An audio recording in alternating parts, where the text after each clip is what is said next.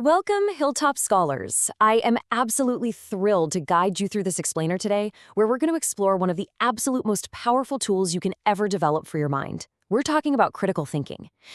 Every single day, you are completely surrounded by information, opinions, advice, and choices. Some of it is incredibly helpful, but some of it is flat out wrong, or even designed to pressure you. So our goal today is to equip you with the skills to navigate all of that noise with true wisdom. Okay, let's take a super quick look at our roadmap for today. We'll be covering the WhatsApp trap, meaning and misconceptions, everyday scholar decisions, why smart people react, the critical thinker's pause, and finally, some scholar reflection activities. Let's dive right in. Section 1, the WhatsApp trap, where we talk about navigating daily information. So imagine your uncle or auntie forwards this very serious-sounding message to the family group chat.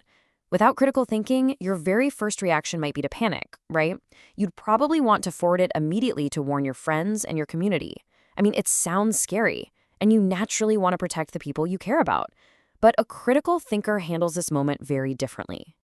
Before doing anything, a critical thinker stops, takes a breath, and asks exactly these questions before hitting that share button. Who actually said this? Is there medical evidence? Is this from a trusted source? Or could it just be false information spreading like wildfire? By simply pausing to ask these questions, you ensure you aren't carelessly spreading false rumors to your loved ones. Moving on to Section 2, meaning and misconceptions. Basically, what critical thinking actually is and what it isn't. At its core, critical thinking is simply the habit of pausing before you believe, repeat, judge, or decide. It really just means asking better questions and checking things properly before you accept a conclusion or take action. It's not about doubting everything around you. It's about checking things so you can think clearly and avoid being misled. Now, this is absolutely crucial. Critical thinking is never, ever about being rude or disrespectful to our parents, pastors, teachers, or elders. It's definitely not about pretending you know more than others or just trying to find faults in everything. You can ask questions and still be deeply respectful. You can disagree without being rude. Ultimately, critical thinking is about using the mind God gave you with wisdom and humility. All right, Section 3, Everyday Scholar Decisions. Let's look at applying this wisdom at school. It's really easy to react to a bad grade by just throwing your hands up and saying something like this quote, putting the blame entirely on someone else. When we feel disappointed, our emotions often look for the easiest excuse to make us feel better. But we have to step back and ask, is that actually the truth? Instead of jumping to that quick emotional excuse, a critical thinker is going to ask themselves some tough but fair questions to find the actual truth. Did I attend class regularly? Did I practice enough? Did I ask for help when I was confused? Did other students pass? Look, examining these questions doesn't mean the teacher is always right, but it means we don't just accept a simple excuse without looking at our own actions first. That's how you actually learn from your mistakes. Here's another massive challenge I'm sure you face: peer pressure. A friend comes up to you and says, "Hey, everyone is doing it, you should follow along." When someone tells you everyone is doing something, it can feel incredibly difficult to be the only one standing apart. Whenever you feel that kind of pressure, I want you to ask yourself, does this choice actually match my goals, or am I just following the crowd without thinking? Is it even true that everyone is skipping it? What's going to happen to my future if I skip it? A true Hilltop scholar doesn't just follow the crowd blindly. They pause and evaluate if an action aligns with what they want for their life. That brings us to Section 4, Why Smart People React. We're looking at the danger of quick emotions. You might be wondering, why do really smart people still make terrible mistakes?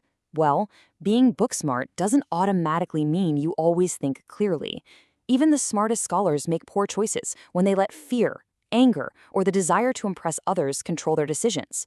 When you act too quickly or just want to avoid feeling left out, you're literally bypassing the logical part of your brain. Critical thinking is what protects you from that kind of careless reaction. It really comes down to the massive difference between reacting and thinking. Reacting is super quick. It says, "I'm angry, so I'm going to reply right now," or "they corrected me, so they must hate me." But thinking is careful. Thinking says, "I'm angry, so let me calm down before I reply," or "they corrected me. What can I actually learn from this?" Now for Section 5, the critical thinker's pause. This is your personal tool for wisdom. I really want you to memorize these 5 simple steps. When you hear a new claim, just stop and ask, what is exactly being said? What evidence is there? What else could explain this? What am I just assuming without proof? And finally, what is the wise next step? Asking these questions in this order can save you from so many unnecessary mistakes, misunderstandings, and poor choices. Seriously, make this phrase your daily mantra. Repeat it to yourself whenever you feel rushed, pressured, or overly emotional. Pause before you post that message online. Pause before you judge someone based on community gossip. Pause before you follow the crowd. Pause before you make a big decision about your future. Finally, Section 6, Scholar Reflection Activities. It's time to get out those notebooks. Okay, for your first activity, imagine a classmate comes up and tells you another student is saying bad things about you. You'd probably feel angry, right? You'd want to confront them immediately. But I want you to use your new 5-step pause. Write down exactly how you would handle this wisely instead of just acting in anger.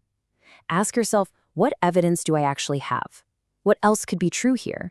Next up, I want you to write a brief, totally honest reflection about a time in the past where you acted way too quickly without thinking clearly.